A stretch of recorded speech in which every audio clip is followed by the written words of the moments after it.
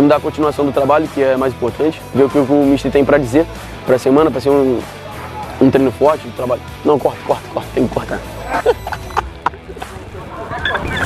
A gente sabe que o jogo de domingo não foi muito produtivo para nós, foi um jogo que, pronto, foi um jogo muito truncado e a arbitragem também não ajudou muito a gente, mas creio que agora para a semana a gente está focado, está à disposição do mister, que ele possa ter uma semana forte de treino, uma semana conclusiva, que domingo a gente possa conseguir os 3 pontos. Mas também a gente sabe que o Pampilhosa é uma equipe aguerrida, experiente, né? Uma equipe que sabe trabalhar bem a bola, sabe jogar, mas a gente está disposto a ir lá e conseguir roubar pelo menos 3 pontos.